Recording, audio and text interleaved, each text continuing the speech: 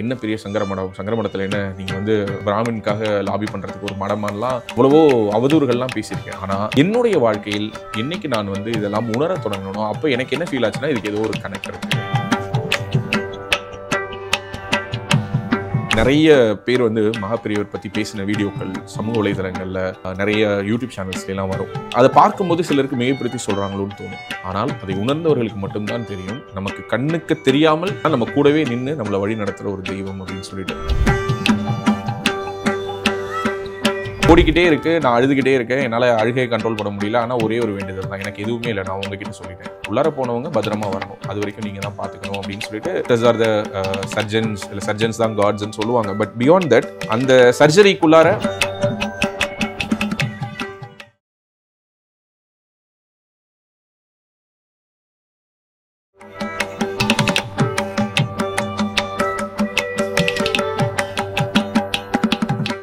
TV நேயர்களுக்கு வணக்கம்.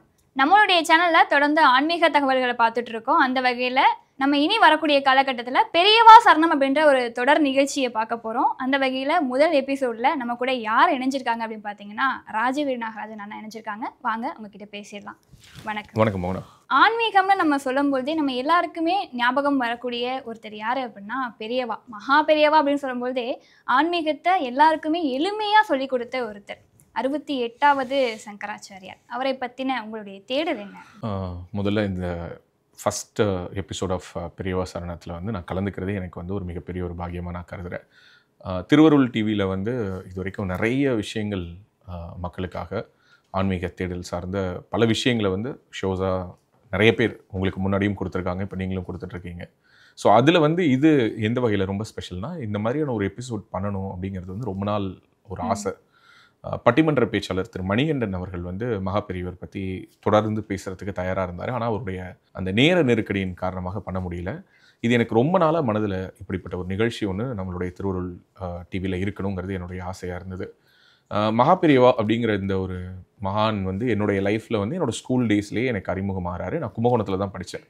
நான் கும்பகோணத்தில் படிக்கும்போது பார்த்திங்கன்னா என்னோட நெருங்கிய நண்பர்கள் எல்லோருமே வந்து நிறைய பேர் வந்து பிராமின்ஸ் தான். அவங்களுடைய வீடுகளுக்கு போகும்போது அவங்க வீடுகளில் தவறாமல் இந்த நிலைவாசல் இருக்கும் இல்லையா, அந்த நிலைவாசலுக்கு உள்பக்கமோ அல்லது வெளிப்பக்கத்துலேயோ பார்த்தீங்கன்னா 3 பெரியவாவோட ஃபோட்டோ, அதாவது மகாபெரியவரோட ஃபோட்டோ, பக்கத்தில் வந்து ஜெயேந்திர பெரியவா, அதுக்கு பக்கத்தில் பாலபெரியவா, இப்போ அவங்க தான் இருக்காங்க இல்லையா. ஸோ இவங்க 3 பேருடைய ஃபோட்டோவும் இருக்கும். இந்த 3 பேருடைய ஃபோட்டோவையும் ஒரு ஸ்டிக்கராக ஒட்டியிருப்பாங்க. இது கும்பகோணத்தில் பல வீடுகளில், நான் சொல்கிறது பிராமின் வீடுகள் மட்டுமல்ல, நான் பிராமின் வீடுகள்லையும் இதை நம்ம பார்க்கலாம். ஸோ இப்படி ஒரு புகைப்படமாக எனக்கு என்னுடைய ஸ்கூல் டேஸில் அறிமுகமாகறாரு. ஆனால் எனக்கு வந்து எல்லோரை போலவுமே ஒரு அபிப்பிராயம் தான். என்னென்னா, இவங்க வந்து பிராமின்களுக்கான ஒரு கடவுள், அல்லது பிராமின்கள் ஃபாலோ பண்ணுற ஒரு குரு அப்படின்ற மாதிரி. ஸோ இவர் யார், சங்கராச்சாரியார்னா யார், இவ்வளவுக்கும் எங்கள் கும்பகோணத்துக்குள்ளார எங்கே போனாலும் ஏதாவது ஒரு ரோடோ அல்லது ஒரு ஸ்கூலோ ஒரு கல்யாண மண்டபமோ, சங்கரா கல்யாண மண்டபம்னு இருக்கும், சங்கரா மெட்ரிகுலேஷன் இருக்கும், அங்கே தான் நான் டியூஷன் போவேன், சங்கரமட தெருன்னு சொல்லுவோம். இவ்வளோ விஷயங்கள் இருக்குமே தவிர யார் இவங்க அப்படின்னு சொல்லி தேடி உணர்ந்து அதை வந்து கிரகிச்சுக்கிற ஒரு திறன்லாம் அப்போ இல்லை. அதுக்கு பிறகு காலேஜ் போகிறோம், அதுக்கு பிறகு வேலைக்கு வரோம். 2013-14 சமயங்களில் எக்ஸாக்ட்லி சொல்லணும்னா அந்த 13-14 காலகட்டங்களில் என் கூட ஸ்கூல்மேட்டு, அவர் வந்து இப்போது சிட்டி யூனியன் பேங்க்கில் மேனேஜராக இருக்கார், சீனியர் மேனேஜராக இருக்கார், ஜிவி சிவகுமார்னு சொல்லிட்டு. அவங்க தாத்தா வந்து சிட்டி யூனியன் பேங்க்கில் ஒன் ஆஃப் த ஃபவுண்டர் கமிட்டியில், அந்த ஃபவுண்டிங் கமிட்டியில் இருந்த ஒரு நபர், ஜிவி கிருஷ்ணமூர்த்தின்னு சொல்லிட்டு சொல்லுவாங்க.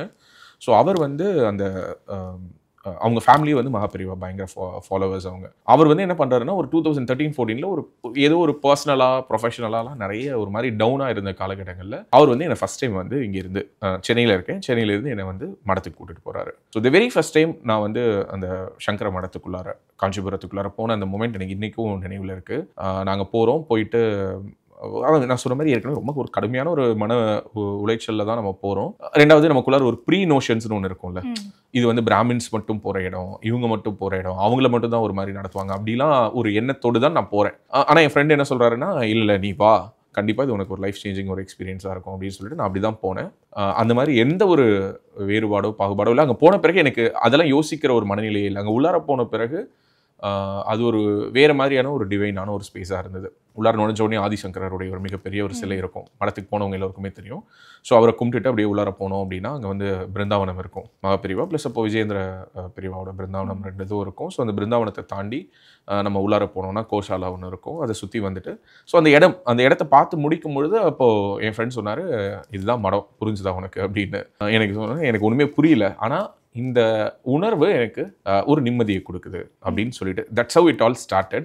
அதுலேருந்து 2 வருஷத்துக்குள்ள, அதாவது 2013-14லேருந்து 2015க்குள்ளாரவே பார்த்தேன் அப்படின்னா நான் ஃப்ரீக்வெண்ட்டாக நான் விசிட் பண்ண ஆரம்பிச்சிட்டேன். அவர் கூட சேர்ந்து போகிறது, தனியாக போகிறது. முக்கியமாக என்னோட நியூ இயர்ஸ் எல்லாமே பார்த்தோன்னா நான் சங்கர மடத்துக்கு போயிடுவேன், மடத்துக்கு போவேன். மடத்துலேருந்து பார்த்தோன்னா நான் பக்கத்தில் அதுக்கு பிறகு ஓரிக்கை எனக்கு அறிமுகமாகுது. ஸோ என்னோட ஃப்ரெண்டு தான் ஓரிக்கையும் அறிமுகப்படுத்துகிறாரு. ஸோ ஓரிக்கைக்குள்ளார போகும்போது எனக்கு அதான் மடத்துக்கு வந்துட்டோம்ல, அப்புறம் என்ன ஓரிக்கை அப்படின்னு. இல்லை, அங்கே வந்து மகாபிரியவருக்கு ஒரு கோவில் கட்டியிருக்காங்க, நீ வந்து பாரு அப்படின்னு சொல்லிட்டு சொல்கிறாரு. ஸோ எனக்கு மகாபிரியவருக்கு என்ன ஒரு கோவில் கட்டியிருப்பாங்க அப்படின்னு சொல்லிட்டு போய் பார்த்தா அது வந்து ஒரு it's what is like Thanjai பெரிய கோவில் மாதிரியான ஒரு மினியேச்சர். ஓகே, அந்த மாதிரியான ஒரு மினியேச்சர் வெர்ஷன். போயிருக்கியான்னு தெரியல. போயிருக்கியா? ஓகே.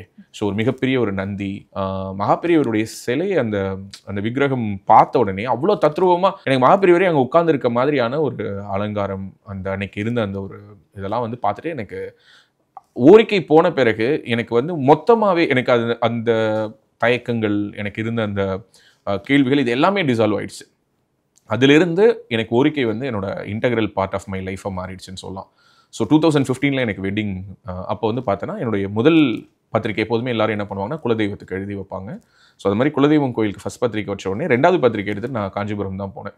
போயிட்டு பெரியவா கிட்ட ஓரிக்கையில் கொண்டு போய் வச்சு, ஜென்ரலி நீ ஓரிக்கை போயிருந்தேன்னா ஓரிக்கையில் என்ன பண்ணுவாங்கன்னா, இப்போ நீ ஒரு தொழில் தொடங்குற, இல்லை நீ வந்து ஒரு நல்ல விஷயம் போயிட்டு மகாபெரியவாட்ட வச்சு நீ வேண்டுற அப்படின்னா அங்கே பூஜை பண்ணுறவங்க இருப்பாங்க இல்லையா, அங்கே அர்ச்சகர்கள் இருப்பாங்க இல்லையா, அவங்க என்ன பண்ணுவாங்கன்னா மகாபெரியவாட்ட எடுத்து அந்த இதை வாசிச்சு காட்டுவாங்க.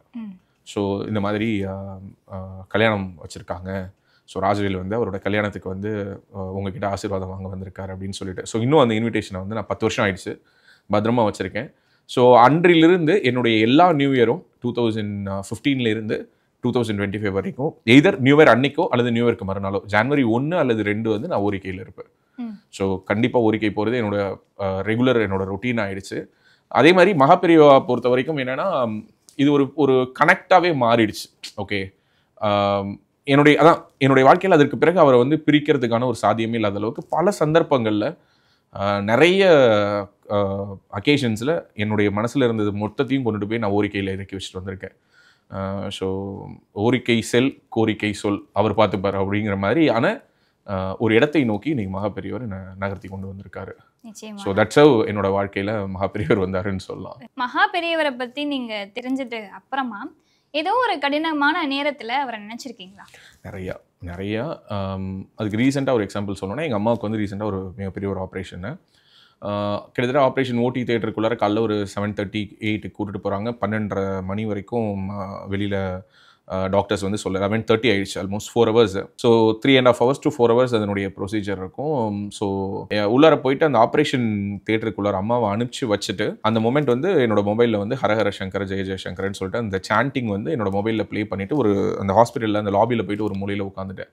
ஓடிக்கிட்டே இருக்கு, நான் அழுதுகிட்டே இருக்கேன், என்னால் அழுகையை கண்ட்ரோல் பண்ண முடியல. ஆனால் ஒரே ஒரு வேண்டுதல் தான், எனக்கு எதுவுமே இல்லை, நான் உங்ககிட்ட சொல்லிட்டேன், உள்ளார போனவங்க பத்திரமா வரணும், அது வரைக்கும் நீங்கள் தான் பார்த்துக்கணும் அப்படின்னு சொல்லிட்டு வேற தாட்டே இல்லை. சாண்டிங் ஓடிக்கிட்டே இருக்கு. அப்படியே காதில் வாங்கிக்கிட்டே இருக்கேன். எங்கள் அம்மா உள்ளார போயிட்டு வெளியில் வர வரைக்கும், அந்த மொமெண்ட் வரைக்கும் எனக்கு வேறு எந்த வேண்டுதலும் இல்லை. ஏன்னா எங்கள் அம்மாவுமே மகாபெரியவரை பயங்கரமாக கும்பிடுவாங்க. ஸோ எங்கள் ஃபேமிலியிலே நிறைய பேர் இருக்காங்க, அதில் எங்கள் அம்மாவும் வந்து பயங்கரமாக கும்பிடுவாங்க. ஸோ எனக்கு வந்து அந்த மொமெண்ட் எங்கள் அம்மா உள்ளார போயிட்டு வெளியில் வர வரைக்கும் நான் சிம்பிளாக சொல்லிட்டேன், அவங்கள பார்த்துக்க வேண்டியது உங்கள் பொறுப்பு, அவங்க உள்ளார போகிறவங்க எப்படி வந்தாங்கனாலும் அவங்க உங்கள் பொறுப்பு. ஸோ அதனால் அது எல்லாத்தையும் உங்கள் இதில் விட்டுடுறேன் அப்படின்னு சொல்லிட்டு. ஸோ அந்த ஒரு 4 hours வந்து நான் கேட்ட அந்த சாண்டிங் இருக்குல்ல, அது வந்து எனக்கு உள்ளார கொடுத்த ஒரு சப்போர்ட்டாக இருக்கட்டும், அல்லது அது வந்து ஒரு பிளெஸ்ஸிங்காக போயிட்டு அது வந்து டாக்டர்ஸ் ஆர் த சர்ஜன்ஸ், இல்லை சர்ஜன்ஸ் தான் காட்ஸ்ன்னு சொல்லுவாங்க. பட் பியாண்ட் தட் அந்த சர்ஜரிக்குள்ளார மகாபெரியவருடைய ஒரு பிளெஸிங்கும் இருந்ததாக நான் இன்னமும் நம்புகிறேன். Still I believe that. So அதனால் வந்து சர்ஜரி முடிஞ்சு வந்து அதுக்கு பிறகு எங்கள் அம்மா ஊருக்கு போயிட்டு வந்தாங்க. வந்ததுக்கு பிறகு நாங்கள் திரும்ப ஓரிக்கை போனோம். சர்ஜரிக்கு முன்னாடி நாங்கள் ஓரிக்கை போயிட்டு தான் வந்திருந்தோம். நாங்கள் ஓரிக்கை போயிட்டு மகாபெரியவரை பார்த்துட்டு, இந்த மாதிரி உடம்பு இப்படி இருக்குது, இதுதான் பிரச்சனை, சர்ஜரி பண்ண போகிறோம், ஸோ நீங்கள் தான் கூட இருந்து பார்த்துக்கணும் அப்படிங்கிற மாதிரி. ஸோ இந்த மாதிரி நிறைய அக்கேஷன் சொல்லலாம். பட் இருந்தாலும் இது ரொம்ப ஸ்பெஷல். இதை தாண்டி எனக்கு சில பிளெஸ்ஸிங்கான விஷயங்கள், அதாவது அவருடைய பிளெஸ்ஸிங் நமக்கு இருக்குது அப்படிங்கிறத ஃபீல் பண்ண மாதிரியான சில இன்சிடென்ட்ஸும் நடந்திருக்கு. ஒரு தடவை நான் என்ன பண்ணுறேன், இங்கேருந்து நான் வந்து மடத்துக்கு போகிறேன்.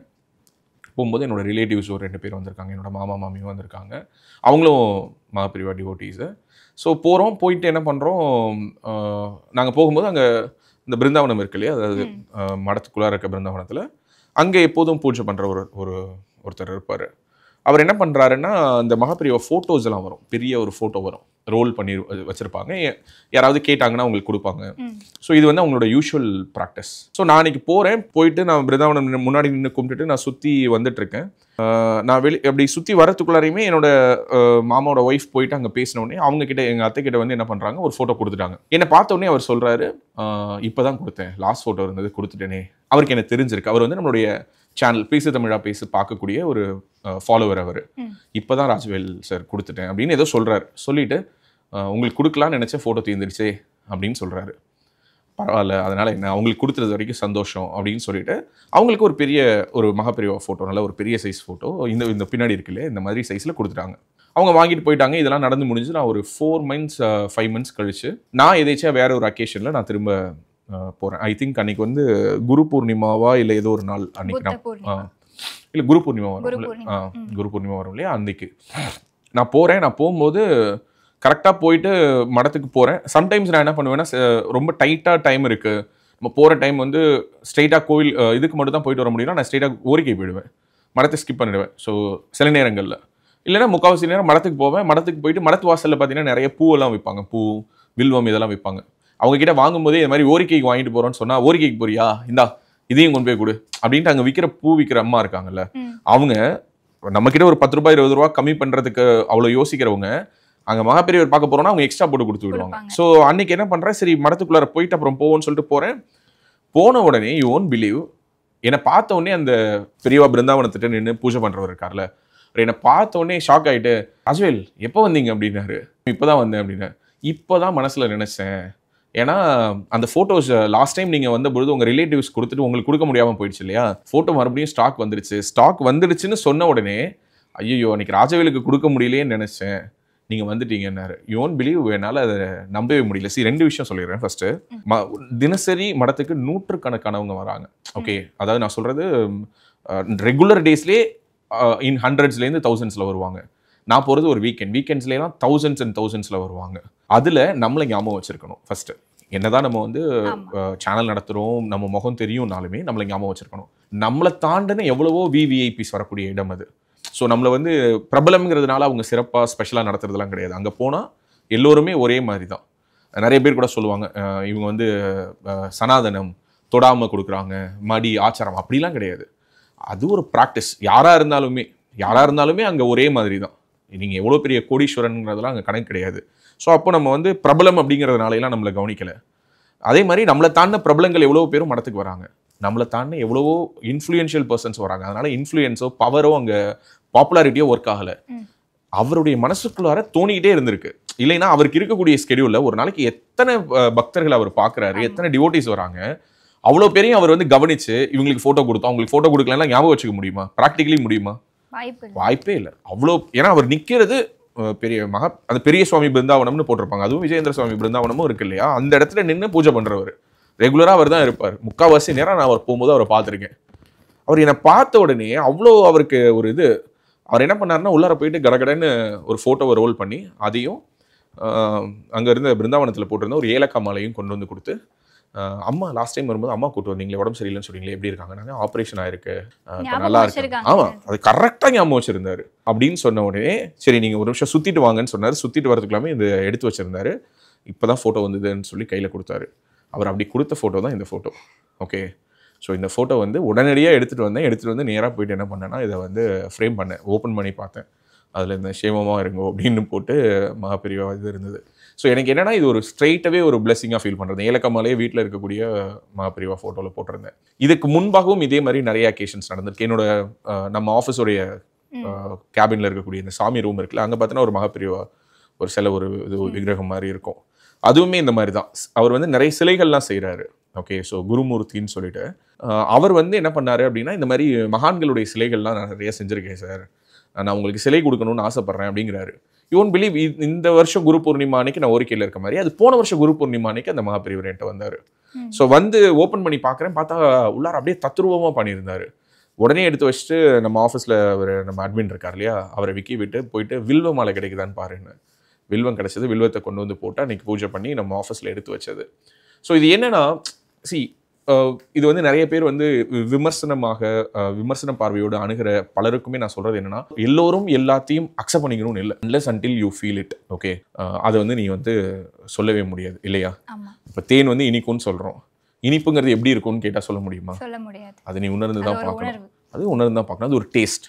ஒரு சாதாரண ஒரு ஒரு திடப்பொருள், ஒரு சின்ன திரவமாக இருக்கக்கூடிய ஒரு ஃப்ளூயிட் ஸ்டேட்டில் இருக்கக்கூடிய ஒரு தேனுக்கே இதுதான் ஸ்டேட்டஸ் அப்படின்னா, கடவுள் அப்படிங்கிறது வந்து இதுக்கு நம்ம அப்பாற்பட்ட ஒரு விஷயம். எனக்கே நானே வாழ்க்கையில் நிறைய கடவுள் மறுப்பு பேசியிருக்கேன்.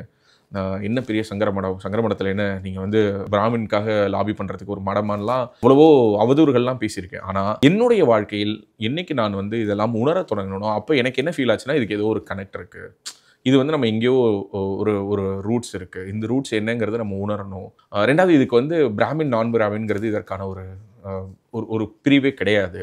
எப்படி வந்து ராமானுஜர் வந்து அவர் தான் என்னை பொறுத்த வரைக்கும் ராமானுஜர் தான் வந்து சமூக நீதியினுடைய உச்சம். ஓகே, அவர் வந்து இந்த நமோ நாராயணாங்கிற மந்திரத்தை வந்து உலகத்துக்கே போதிக்கணும், அது எல்லோருக்குமான மந்திரமாக இல்லாத போது அதை வந்து அவர் உலகத்துக்கே சொல்லிக் கொடுக்கணும்னு விரும்பினார். அவரை விட மிகப்பெரிய ஒரு சமூக நீதி கொண்டவர் யாரும் கிடையாது. ஸோ அப்போ வெளியிலிருந்து நம்ம பார்க்கக்கூடிய பார்வையும் இங்கே வந்து நம்ம உண்மையாகவே நம்ம ஒரு விஷயத்தை உணரும் பொழுது அது நமக்கு கிடைக்கக்கூடிய அனுபவம் வேறாக இருந்தது. இந்த வருஷம் கூட பார்த்தேன்னா, இந்த குரு பூர்ணிமா அன்னைக்கு நான் இதுக்கு போயிருந்தேன், ஓரிக்கைக்கு போயிருந்தேன். அப்போது நான் ஓரிக்கைக்கு போயிட்டு எனக்கு பெரியவரை கும்பிட்டு முடிச்சுட்டு வெளியில் வரும்போது தான் பார்க்குறேன், பெரியவா சன்னதிக்கு சைடில் ஓகே ஒரு பக்கத்தில் பார்த்தேன்னா, நான் எப்போதுமே பிள்ளையாரை கும்பிடுவேன். ஓகே, போன உடனே மேலே ஷர்ட்லாம் கழட்டிட்டு பிள்ளையாரை கும்பிட்டு என்ன வாங்கிட்டு போகிறோமோ பூஜைக்கு பொருட்களோ இல்லை பழங்களோ என்ன வாங்கிட்டு போகிறோமோ அதை தட்டில் எடுத்துகிட்டு போயிட்டு உள்ளார பெரியவா முன்னாடி வச்சுட்டு நின்று கும்பிட்டுட்டு ஒரு 3 தடவை சுற்றி வந்து கும்பிட்டுட்டு திரும்ப வெளியில் வந்து ஷர்ட்டை போட்டுட்டு உள்ளார அங்கே வெளியில் எப்போதுமே ஏதாவது அன்னதானம் கொடுத்துட்ருப்பாங்க. இந்த மோர் இருக்கும், இல்லை தயிர் சாதம் இருக்கும், இல்லை ஏதாவது சாதம் கொடுத்துட்ருப்பாங்க, பொங்கல் கொடுப்பாங்க. வாங்கி சாப்பிடுவேன், அங்கே போட்டுட்டு கை கழுவிட்டு முடிஞ்சதுன்னா கோசாலைக்குள்ளார போய் விசிட் பண்ணுவேன். அப்படியே ஒரு ரவுண்டு வந்து கிளம்பிடுவேன். அந்த விநாயகருடைய அந்த சிலை நிறுவப்பட்டிருக்கக்கூடிய இடத்திற்கு பக்கவாட்டில் பார்த்தோம்னா அத்தனை குருமார்களுடைய சிலையும் மடிக்கப்பட்டிருக்குது. நம்ம திருவள்ளூரில் கூட அது வந்து ஒரு ஷார்ட்ஸாக கூட நம்ம போட்டிருந்தோம்னு நினைக்கிறேன். நான் அன்னைக்கு தான் அதை ஃபஸ்ட் டைம் பார்க்குறேன். அன்னைக்கு என்ன பண்ணார், அந்த மகாபெரியவர்கிட்ட பூஜை பண்ணுறவர் வந்து அவரும் சும்மா பார்த்தா சிரிப்பார், பட் அவருக்கு நம்மளை யாரெல்லாம் தெரியாது. அவர் என்ன பண்ணார், வெயிட் பண்ணுங்கன்ட்டார், கொஞ்ச நேரம் வெயிட் பண்ணுங்கன்ட்டார். எதுக்கு வெயிட் பண்ண சொல்கிறாருன்னு பார்த்தா அந்த பக்கம் இன்னைக்கு பூஜை நடக்குது. ஸோ பூஜை நடக்குது, ஃபுல் பூஜை அபிஷேகம் எல்லாம் முடிஞ்சு நம்ம ஒரு மாலை வாங்கிட்டு போயிருந்தோம். அந்த மாலையை எடுத்து கரெக்டாக போட்டாங்க. ஸோ அப்போ தான் நான் பார்க்குறேன் அத்தனை குருக்களுடைய சிலைகளும் அங்கு நிறுவப்பட்டிருக்குது. அதுதான் சொல்ல வரேன், அத்தனை தடவை கோயிலுக்கு போயிருக்கோம், எனக்கு ஓரிக்கை எல்லாமே தெரியும், எனக்கு ஓரிக்கையில் இன்ச் பை இன்ச் தெரியும்னு நினச்சிக்கிட்டு இருந்தா அன்னைக்கு வேற ஒரு டைமென்ஷன் ஓப்பன் ஆகுது. இதை நீ பார்க்கவே இல்லையே அப்படிங்கிற மாதிரி. அது கரெக்டாக எனக்கு தெரிந்து கொள்ள வேண்டியது. ஆமாம், அதுவுமே என்னன்னா அது குரு பூர்ணிமா அன்னைக்கு அதை நான் பார்க்குற மாதிரியான ஒரு வாய்ப்பும் அன்னைக்கு அதுக்கான ஒரு அபிஷேகத்தில் கலந்துக்கக்கூடிய ஒரு வாய்ப்பும் கிடைச்சது. ஸோ இப்படி நிறைய சொல்லலாம். நிறைய பேர் வந்து மகாபெரியவர் பற்றி பேசின வீடியோக்கள் சமூக வலைதளங்களில் நிறைய யூடியூப் சேனல்ஸ்லாம் வரும். அதை பார்க்கும்போது சிலருக்கு மிகைப்படுத்தி சொல்கிறாங்களோன்னு தோணும். ஆனால் அதை உணர்ந்தவர்களுக்கு மட்டும்தான் தெரியும். அது வந்து அவர் வந்து நமக்கு கண்ணுக்கு தெரியாமல் ஆனால் நம்ம கூடவே நின்று நம்மளை வழி நடத்துகிற ஒரு தெய்வம் அப்படின்னு சொல்லிட்டு. இதே மாதிரி இன்னொரு முக்கியமான ஒரு விஷயமும் நான் சொல்லணும். என்னென்னா, தெய்வத்துள் தெய்வம்னு சொல்லிட்டு இளங்கோ குமணன் எஸ்எஸ் இன்டர்நேஷ்னல் லைவ்னு சொல்லிட்டு ஒரு டீம் இருக்காங்க. பொன்னியின் செல்வன்லாம் ட்ராமாவாக பண்ணாங்க. அவங்க வந்து இந்த தெய்வத்துள் தெய்வமில் வந்து மகாபெரியவருடைய வாழ்க்கையை அழகாக ஒரு ஸ்டேஜ் பிளேவாக பண்ணாங்க. மியூசிக் அகாடமியில் போயிட்டு நான் அந்த பிளே பார்த்தேன். ஓகே, ஸோ எனக்கு அந்த மியூசிக் அகாடமியில் போய் பார்த்த அந்த பிளே வந்து one of the most thrilling எக்ஸ்பீரியன்ஸ்னு சொல்லலாம். அதில் மகாபெரியவாக நடிச்சிருந்த ஒருத்தர் அவர் வரும்பொழுது பார்த்தோன்னா ஒட்டுமொத்த ஆடிட்டோரியமாக எழுந்து நின்று அந்தளவுக்கு அவர் அவ்வளோ ரியலிஸ்டிக்காக இருந்தார். ஓகே, அந்த மகாபெரியவா ரோல் ப்ளே பண்ணவர் ஸ்டேஜ் வந்து ரொம்ப பியூட்டிஃபுல்லாக பண்ணியிருந்தாங்க. ஸ்டேஜாக இருக்கட்டும், ஆர்ட்டாக இருக்கட்டும். எதுக்காக இதை குறிப்பிட்றேன்னா, அந்த ஈவெண்ட்டில் அந்த ட்ராமாவில் வந்து ஸ்டேஜில் வந்து ஒரு 2 இன்சிடெண்ட் வந்து சொல்கிறாங்க. அந்த 2 இன்சிடெண்ட்டில் ஒரு இன்சிடெண்ட் எனக்கு நல்லா ஞாபகம் இருக்குது. என்ன இன்சிடெண்ட்னா, மகாபெரியவா இருப்பார். மகாபெரியவாட்ட வந்து ஒரு ரொம்ப ஏழை ஒரு அம்மா ஒருத்தங்க வந்து கல்யாண பத்திரிக்கை வைப்பாங்க. வச்சுட்டு இந்த மாதிரி பொண்ணு கல்யாணம் வச்சுருக்கேன், அவங்களுக்கு வந்து வறுமையின் கடுமையான ஒரு சூழலில் இருப்பாங்க. எப்படி வந்து அவங்க அந்த செலவை மேனேஜ் பண்ண போகிறாங்கன்னு தெரியல, மனசுக்குள்ளார நினச்சிட்டு இருப்பாங்க. அது மகப்பிரிவாட்ட கூட சொல்லியிருக்க மாட்டாங்க. பத்திரிக்கை வச்சுட்டு வெயிட் பண்ணுவாங்க. அவங்க பத்திரிக்கை வைக்கும்போதே பார்த்தோன்னா ஒரு பெரிய பணக்காரர் ஒருத்தர் வருவார். ஓகே, அவர் வந்து என்ன பண்ணுவாருன்னா, ஒரு தட்டு நிறைய பார்த்தோன்னா பணம், நகை, அது இதெல்லாம் வச்சு கொண்டு வந்து மகப்பிரிவை முன்னாடி வச்சு விழுந்து கும்பிட்டுட்டு, இந்த மாதிரி உங்களை கடைசி தடவை நான் வந்து பார்த்துட்டு போனேன், நிறைய பிரச்சனை சிக்கலில் இருந்தேன், இப்போ எல்லாத்துலேயும் மீண்டு வெளியில் வந்து நல்ல லாபமே வந்துருச்சு, உங்களுக்கு ஒரு சின்ன காணிக்கை கொடுக்கலான்னு வந்தேன்னு சொல்லி வச்சு கும்பிடுவார். வச்சு கும்பிட்ட உடனே இவங்க என்ன பண்ணுவார், அவர் போன உடனே மகப்பிரிவை வந்து அந்த அம்மாவை கூப்பிடுவார். கூப்பிட்டு இது அப்படியே எடுத்துக்கோவோம் பொண்ணு கல்யாணத்துக்குன்றவார். இது வந்து அந்த ஸ்டேஜில் நடந்த ஒரு ட்ராமா. ஓகே, நான் நல்லா சொல்கிறேன் கேட்டுக்கோ. இது வந்து ஸ்டேஜில் நடந்த அந்த ட்ராமாவில் வந்து ஒரு சீன். இதை பார்க்கும்போது நமக்கு நேச்சுரலாக என்ன தோணும்னா, இப்படி நடந்தும் இருக்கலாம், நடக்காமலும் இருந்திருக்கலாம், மிகைப்படுத்தி கூட சொல்லியிருக்கலாம் தானே இயல்பாக தோணும். ஆமாவா இல்லையா? இது நடந்து இந்த பிளேவை நான் பார்த்து முடிச்சிடுறேன். இந்த பிளே பார்த்து முடிச்ச ஒரு 1 வீக்கில் நான் வந்து ஒரு நபரை மீட் பண்ணுறேன். எல்லாருமே இருக்காங்க. பெருங்குடியில் மிஸ்டர் முரளி அவரோட பேர். ஓகே, அவர் வந்து ஒரு அப்பார்ட்மெண்ட்ஸ், அவரோட ஒரு அப்பார்ட்மெண்ட்டை சேல் போட்டிருக்காரு. அந்த அப்பார்ட்மெண்ட்டை வாங்குறதுக்காக ஒரு என்கொயரி பண்ணுறதுக்காக நான் அவர் வீட்டுக்கு போகிறேன். அப்போ அவர் சொல்கிறாரு, போன வாரம் சாட்டர்டேவே வரேன், நீங்கள் வரலையே அப்படிங்கிறாரு. நான் இப்போ சொல்கிறேன், இல்லை சார், எனக்கு ஒரு பிளே நடந்துச்சு, இந்த தெய்வத்துள் தெய்வம்னு சொல்லிட்டு அந்த பிளேவுக்கு நான் போயிட்டேன் சார். ஓ அப்படியா அப்படின்னு சொல்லிட்டு, எப்படி இருந்தது பிளேனாரு? சூப்பராக இருந்தது சார். அப்போ அவர் சொல்கிறாரு, நான் வந்து சின்ன குழந்தையா இருக்கும்போது நான் மகாபெரியவரை பார்த்துருக்கேன். எனக்கு ஊர் வந்து காஞ்சிபுரம் தான். நான் மடத்துக்கு போகும்போது மகாபெரியவரை பார்த்துருக்கேன். எங்கள் அம்மா கூட்டிட்டு போவாங்க. மகாபெரியவ பக்கத்துல எல்லாம் நான் போய் பேசியிருக்கேன். அந்த முரளி என்கிட்ட சொல்கிறாரு. அப்போ நான் சொல்கிறேன், ஆமாம் சார், நான் பார்த்தேன், சில இன்சிடென்ட்ஸ்லாம் ரொம்ப எமோஷனலாக இருந்தது சார் அப்படின்னு சொல்லிட்டு, இந்த மாதிரி ஒரு லேடி வராங்க, பத்திரிக்கை வைக்கிறாங்க, எப்படி பெண்ணோட கல்யாணத்தை நடத்த போகிறேன்னு தெரியாமல் நிற்கிறாங்க சார். அப்போ பார்த்தா திடீர்னு ஒரு பெரிய ஒரு பணக்காரர் வந்து ஒரு மகாபெரியவர் காணிக்கையாக வச்சுட்டு போகிறாரு. ஒரு பெரிய தொகை பணத்தையும் நகையும் வச்சுட்டு போகிறாரு. மகாபெரியவர் வந்து அந்த பெண்ணை கூப்பிட்டு கொடுத்துட்டாங்கன்னு ஒரு சீன் வந்ததுன்னு, யூ ஒன்ட் பிலீவ், அடுத்த செகண்ட் அவர் என்ன தெரியுமா சொன்னார்? சார், இந்த இன்சிடென்ட் நடக்கும்போது நாங்கள் என்ன சார் அப்படின்னாரு. நான் சொல்கிறது அவர் மேலே சத்தியம். ஓகே, ஏன்னா அந்த நபர் இருக்கார். அவர் சொன்னார், நான் இந்த இன்சிடென்ட் நடக்கும்போது நாங்கள் இருந்தேன் சார்னாரு. என்ன சார் சொல்கிறீங்க? என்ன சார், இந்த இன்சிடென்ட் நடக்கும்போது அந்த அம்மா அந்த இடத்துல அந்த பத்திரிக்கையை வச்சுட்டு அவங்க அப்படியே என்ன பண்ணுறதுன்னு தெரியாமல் தயக்கத்தோடு அவங்க நின்றுக்கிட்டு இருந்தபோது நான் பக்கத்தில் நின்றுட்டு இருந்தேன். எனக்கு அப்போ ஒரு மேபி ஒரு 10-12 வயசு இருக்கலாம் சார். இந்த இன்சிடெண்ட் நீங்கள் சொல்கிறீங்களா சார், அந்த தட்டு வந்தது, அந்த தட்டில் பணம் இருந்தது, நகை இருந்தது, அதை பெரியவா கொடுத்தாருன்னு சொன்னீங்களே, இதை நான் கண்ணால் பார்த்த சாட்சின்னாரு. நீ என்ன சொல்லுவ? Just within 2 days. Okay, so அப்போது இந்த மாதிரியான நிகழ்வுகள் வந்து எனக்கு ஸ்ட்ராங்காக ஒரு விஷயத்தை உணர்த்துனுச்சு. அதுதான் நான் சொன்னேன், ரூட்ஸ் அப்படின்னு சொல்லிட்டு. இந்த ரூட்ஸ்க்கு வேறு ஒரு கனெக்டும் இருக்குது. அந்த கனெக்டையுமே நான் பதிவு பண்ணணும்னு நினைக்கிறேன். ஆக்சுவலி வந்து பார்த்தீங்கன்னா, என்னோட அம்மா இருக்காங்களே, என்னுடைய அம்மாவுடைய அம்மா, தாய் வழி என்னுடைய பாட்டி வந்து அவங்க வந்து ஷீஸ் அ பிராமின். ஓகே, அவங்களுடைய ரூட்ஸாக கூட இருக்கலாம். ஏன்னா அவங்களுடைய அப்பாலாம் வந்து பார்த்தோன்னா அவர் வந்து வேதவாதியாராக இருந்தவர், கிருஷ்ணமூர்த்தி சாஸ்திரிகள் அப்படின்னு சொல்லிட்டு. ஸோ எங்கள் பாட்டி இப்போ ரொம்ப ஏஜ், ஆல்மோஸ்ட் ஷீ டச்டு 80. சமீபத்தில் அவங்க சென்னைக்கு வந்திருந்தபோது நான் அவங்களை கூட்டிட்டு போனேன். She want to visit Kanchi Mutt and as well as Orikkai, ரெண்டுமே போகணுன்னு விருப்பப்பட்டாங்க. ஸோ அதனால் அவங்களை 2 இடத்துக்கும் நான் கூட்டிட்டு போனேன். அவங்களுக்கு என்னென்னா, திரும்ப நான் மறுபடியும் ஹெல்த்தியாக நான் சென்னை வருவேனா? அதெல்லாம் ஏம்மா, அதெல்லாம் ஒன்றும் இல்லை, நீங்கள் தாராளமாக வருவீங்க, அதெல்லாம் ஹெல்த்தியாக இருக்கீங்கனால. இல்லை, நான் இந்த தடவை வரும்போதே என்னை கூட்டிட்டு போயிடுனாங்க. ஸோ அப்போது நான் அவங்களை கூட்டிட்டு போனேன். அவங்கள கூட்டிட்டு போயிட்டு நாங்கள் மடத்துக்கு போனோம். எங்கள் பாட்டி கூட்டிட்டு நான் ஓரிக்கை போனேன். ஸோ இது எல்லாமே எனக்கு திரும்ப எனக்கு உணர்த்தக்கூடிய செய்தி என்னென்னா, இந்த மகாபெரியவருக்கும் நமக்குமான ஒரு பந்தம்ங்கிறது வந்து அது எங்கேயோ இருந்திருக்கு, அது தொடர்ந்துருக்கு. அது கும்பகோணத்துடைய தெருக்களில் ஒரு சின்ன பையனாக நம்ம சுற்றி வந்தபோது நமக்கு தெரியல. அதற்கு பிறகு நம்மளுடைய பிரச்சனைகளை போய் சொல்கிறதுக்கான ஒரு முறையிடுறதுக்கான ஒரு இடம், ஜஸ்ட் நம்ம பிரச்சனை தீர்ந்தா போதும்னு சொல்லி போன பொழுதும் அது எனக்கு ஃபீல் ஆகலை.